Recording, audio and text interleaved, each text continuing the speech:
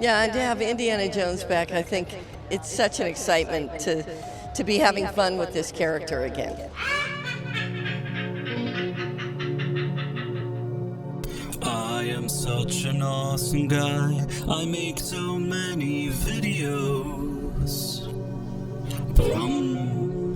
Hello there, Price of Reason here with a special report. With its upcoming release right around the corner, Disney Lucasfilm's Indiana Jones and the Dial of Destiny just can't seem to catch a break. Not only was this movie poorly received by critics at the Cannes Film Festival last month, it's currently tracking very poorly at the box office and could end up being another major disaster for both Disney CEO Bob Iger and Lucasfilm president Kathleen Kennedy. And if all of that wasn't enough, now Indiana Jones 5 is facing a brand new backlash. In New York, of all places. Now, before we get into it, keep in mind that this story is currently being ignored by the national access media for whatever reasons, but here at Price of Reason Studios, we always want to keep you updated with all of the latest entertainment news stories, and if you're interested in this type of exclusive content, please consider subscribing and getting notifications. And now, with that out of the way, let's begin. Over the past few years, the New York subway system has faced some major issues. With less people commuting to work these days and a steady increase in crime, many New York residents have expressed concern about the subway's overall safety. To make matters worse, the MTA, New York's transit authority, also plans to increase subway fares this year, something that is also not sitting well with many New Yorkers. But now, in a strange twist that nobody saw coming, Indiana Jones and the Dial of Destiny has somehow gotten caught up in New York's ongoing subway troubles. You see, during the past week, at different times, the New York City subway official PA system has been mysteriously taken over by very loud Indiana Jones 5 advertisements. As a result, many subway passengers trying to hear information about their trains have found themselves instead being bombarded with commercials for Disney Lucasfilm's latest movie, and this has actually caused an unexpected backlash. It all started with New York subway passengers hearing the Indiana Jones advertisements and then airing their grievances on Twitter. One person wrote, "I just heard a short ad for the new Indiana Jones movie played over the loudspeakers at my subway stop. I realize that the MTA is struggling financially, but audio commercials inserted into my commute is not a positive development, with rate increases on their way too." Other people called the advertisements annoying,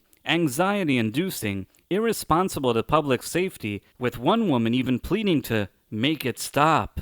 One passenger even questioned why Disney was paying money to these advertisements on the subway PA system. These growing complaints didn't go unnoticed, and next thing you know, a few local New York publications wrote about the Indiana Jones 5 subway controversy, with New York Magazine calling the PA advertisements obnoxious. Gothamist, another local New York media outlet, even reached out to the MTA, asking why they've allowed these loud Indiana Jones commercials to run on the subway's PA system. An MTA spokesperson then explained that they do occasionally allow for such marketing to take place, although according to the Gothamist, this actually appears to be a very rare occurrence. Anyhow, the entire story escalated further when New York One's local news anchor, Pat Kiernan, himself encountered these Indiana Jones 5 ads and brought it up on his morning news show. When I'm on the subway platform, I do not want to hear advertisements blasting over the public address system, and I definitely don't want to see you take away the next train clock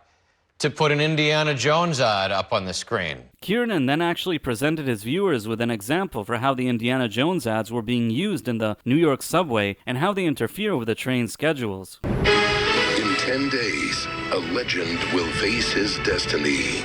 Lucasfilm's Indiana Jones and the Dial of Destiny. Rated PG-13. Only in theaters June 30th. Kiernan also showed how in some cases train schedules had been removed altogether to make way for written information about Indiana Jones 5, which he considered a real issue. Here they put the Indiana Jones ads right over top of where you would have seen the next train information. But Kiernan's commentary didn't end there. I know the MTA is hard up for cash. Yeah. I get it. Yeah. I'm happy to have advertising intrude in the subway in many different ways. You can wrap the cars. Yeah. You can do all of that. This is too far. Yeah.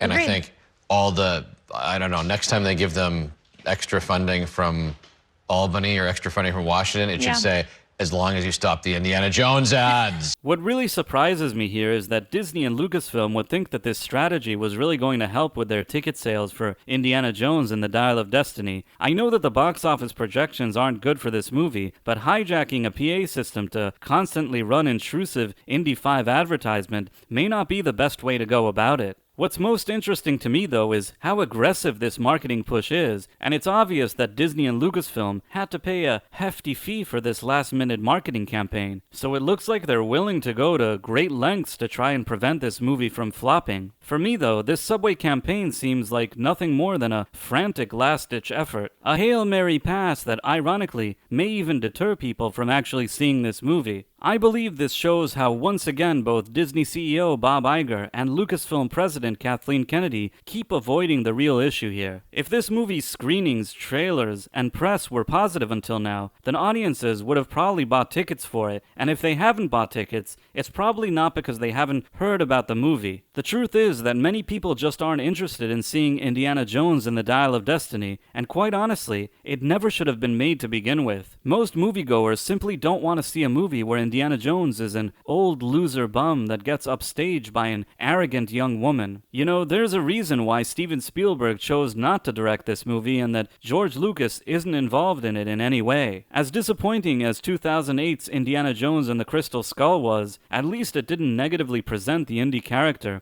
and if nothing else, at least it gave him a happy ending. Kathleen Kennedy trying to revive this IP for her usual agenda peddling was never going to sit well with longtime fans of this franchise. I guess what I'm getting at here is that Disney and Lucasfilm can hijack any public sound system they want in the entire world, but at this point, I don't think it will do much to change the public perception of the film. At the end of the day, the harsh reality is that this movie cost over $300 million to make and at least another $100 million to market, if not more. That means that this movie has to make at least $1 billion at the worldwide box office just to break even, and judging by what I've seen until now, I just don't see that happening. And I'm okay with that. Sometimes large-scale failures need to happen in order for something to change, and while there's not really much hope left for Lucasfilm and its IPs in the near future, maybe it's the exact lesson that Hollywood needs to learn right now. Perhaps more interesting than seeing the movie itself will be watching the aftermath of its potential failure. And if you want to continue to receive exclusive updates about it, please consider subscribing to my channel and also clicking on that wonderful notification bell. Also, make sure to let me know in the comments if you're excited to see this movie. Thanks for watching, my friends. Thank you, and good day. I am such an awesome guy. I make so many videos. But I'm